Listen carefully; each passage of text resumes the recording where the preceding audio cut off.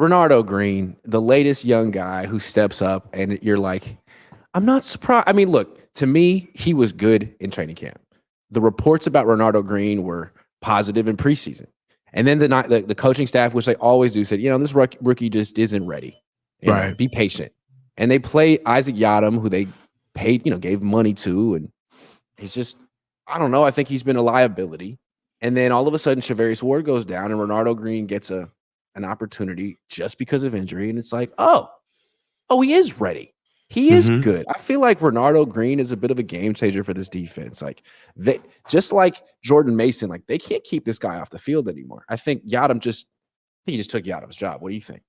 Yeah, I believe. I mean, shoot, this is his first time actually getting like real funk, like not just packages, but you're out there playing. 6 total tackles, 4 solos, 2 PBUs, and a pick. I mean, come on, man. Right about now, I understand that we're not playing against, world beaters on defense, but for what this kid has shown us just in his first outing, Isaac Adams got to take a seat. And also, again, we know where the floor is. He's only going to get better. And if he doesn't get better, then he didn't get coached up. It's just that simple, man, right? Players don't come out and show promise and then all of a sudden fall off a cliff. They got to coach him up. And I feel like a lot of times coaches don't want to attach themselves to certain players because they understand that player's success is contingent upon their job performance. So they always like to keep this like professional barrier of what guys should be before they trust that they should get on the field. They don't have that luxury this year. They got to put the product on the field right away. I never really bought into the Yiadom. Like, I don't get it. I mean, on the one hand, you got a 28-year-old corner who's on his 6th team. I mean, he's been passed around the league like, I'm not going to say more than anything because he's been passed around. And last year he supposedly had like the light bulb go on and he figured it out. Like maybe he was also playing in a way different scheme with a different coordinator. And now it seems like, oh yeah, this is Isaac Yiadom. And on the other hand, you got a 2nd round pick who's played well at every stage of the year. Like this is a no brainer. You play Renardo Green.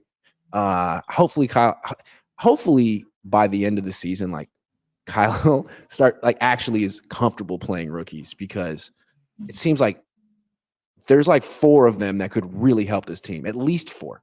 I mean, the pedigree is there. You don't get a guy in the 2nd round if you don't see him getting on the field. And he's a corner, right? He's not a quarterback, right? He's not like a corner. Like I feel as though that there are certain positions where you either have it or you don't, right?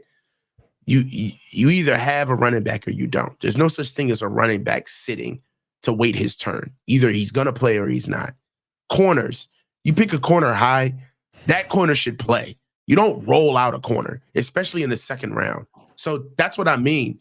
These guys have a very, I think they have a specific way of rolling rookies out because they have had so much talent on the top end, right? So the barrier to entry, meaning like being a starter or being a player on this field, has been very hard to break through in years past, but not anymore. Like to be able to get on the field in this team, it shouldn't take that much. And really coaches need to, like Kyle needs to come off of that modus operandi. He needs to change that.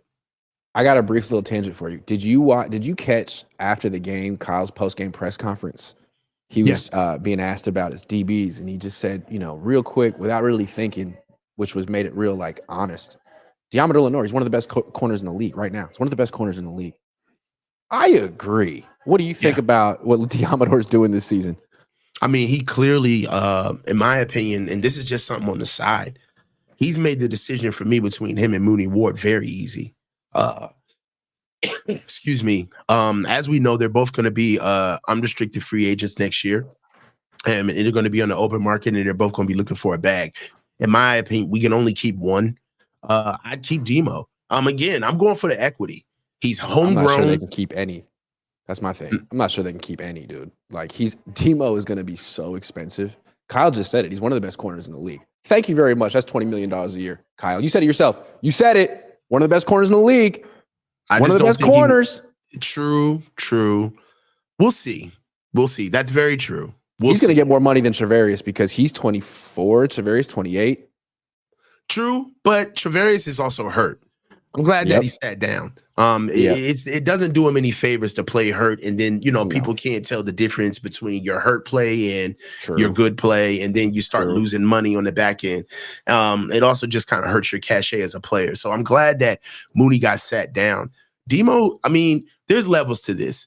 Demo's a very good receiver, right? But he doesn't travel either. Corner, sorry, but he doesn't travel either. So that's kind of the next barrier, right? If you're going to be a guy, then you got to travel. You got to be able to go take the best guy every day. So Did a good that's job not, against DK last night, but you're right. I mean, that's not, I'm not trying to pour water on him. Yeah, he's hot. I just want to say something. Okay, that's enough of Demo. What I do want to say though is back to Renardo. So young guy steps up. Oh my God, the Niners have a young corner. You know, Samuel Womack is like the nickel corner for the Lions, and he's doing well. Am I wrong? Where is Samuel Womack right now? I'll look right now. He's playing, and he's doing well. Let me just get his number. I want to get this correct. Samuel Womack. Oh, he's on the Colts. Sorry, the other blue team. So he's on the Colts. My bad. He's started 4 games this year, and he's giving up a quarterback rating of 42. So I think you see, like, the Niners have these young corners that they never let actually play. So Renardo Green gets on the field in spite of Kyle Shanahan plays well. Who else could be the next Renardo Green? What about Darrell Luter Jr.? Could we see him play?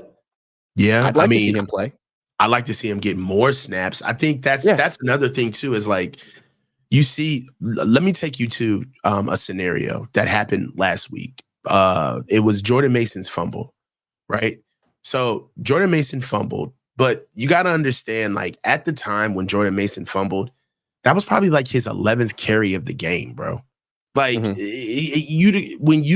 what happens is that when you don't call on guys, or you don't show any type of, like, I don't know, faith in guys that they can actually have another down, to fight to see another down, you get guys where they start pressing. They start doing more than what they should. They're not where their feet are, right? Jordan Mason was fighting to get extra yards, and that's how we fumbled the ball.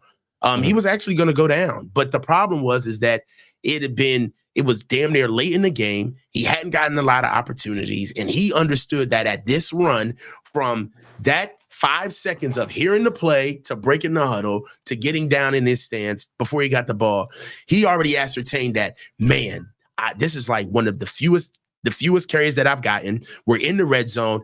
I got a damn score. This rep has got to be perfect. And if you don't give guys enough time on task, what happens is that you get them trying to give their absolute best no matter what, every rep. Are you bored with what I'm saying? Why'd you do that? No. Okay. It's early over here. I was up till like 2:30 last night. Oh, okay. So all I'm saying is that with that, you got to be able to play the guys. Let them mess up a little bit, let them screw up, coach them up, right? I think that they're so preoccupied with being in this Super Bowl window. Look, bro, I think we all know the window is it's a skylight. It's 6 right now. games. We've seen Yada. We've seen Campbell. We've seen, we already know what they are, they bro. don't need to play. And if you had a better center than Jake Brendel, he could sit too.